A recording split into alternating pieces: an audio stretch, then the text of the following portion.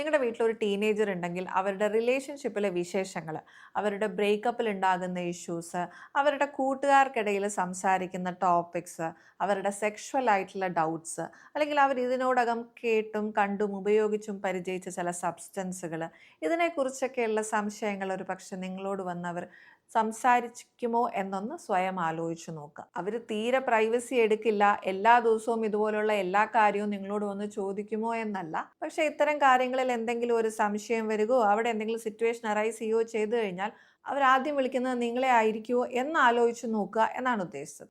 എൻ്റെ കുട്ടി എന്നെ തന്നെ ആയിരിക്കും വിളിക്കുക എന്ന് വളരെ കോൺഫിഡൻ്റ് ആയിട്ട് നിങ്ങൾക്ക് പറയാൻ പറ്റുന്നുണ്ടെങ്കിൽ സത്യത്തിൽ ഈ കഴിഞ്ഞ കുറേ വർഷങ്ങൾ നിങ്ങൾ വളരെ നന്നായി തന്നെ ആ കുട്ടിയെ പാരൻ്റ് ചെയ്തു എന്നും ഒരു സെക്യൂർ അറ്റാച്ച്മെൻറ്റ് ആ കുട്ടിയുമായിട്ട് ക്രിയേറ്റ് ചെയ്തു എന്നുമാണ് അത് കാണിക്കുന്നത്. പക്ഷേ നിങ്ങൾക്ക് സംശയം തോന്നുകയാണ്, ചിലപ്പോൾ എൻ്റെ കുട്ടിക്ക് ഇത്തരം കാര്യങ്ങൾ എന്നോട് പറയാൻ ചെറിയ ചമ്മലുണ്ടാകും, പേടി ഉണ്ടാകും, ചിലപ്പോൾ മുഴുവൻ പറയില്ല, ഞാൻ ചോദിച്ചാലും ചിലപ്പോൾ കള്ളം പറയാൻ ചാൻസ് ഉണ്ട്, ഇങ്ങനെ തോന്നുന്നുണ്ടെങ്കിൽ എങ്കിൽ നിങ്ങൾ ശ്രദ്ധിക്കേണ്ടിയിരിക്കുന്നു. കാരണം അവർ ടീനേജേഴ്സ് ആണ്. അവർക്ക് നിങ്ങളല്ല അവരുടെ ഗൈഡ് എന്നുണ്ടെങ്കിൽ പിന്നെ അവരുടെ ഗൈഡ് ആരാണെന്നുള്ളതോ അല്ലെങ്കിൽ എന്ത് ഗൈഡൻസോ ആണ് അവർക്ക് കിട്ടിക്കൊണ്ടിരിക്കുന്നത് എന്നുള്ളതോ നിങ്ങൾക്ക് അറിയില്ല. സിറ്റുവേഷൻ അനലൈസ് ചെയ്യുക, വേണ്ട ആക്ഷൻസ് പെട്ടെന്ന് എടുക്കുക.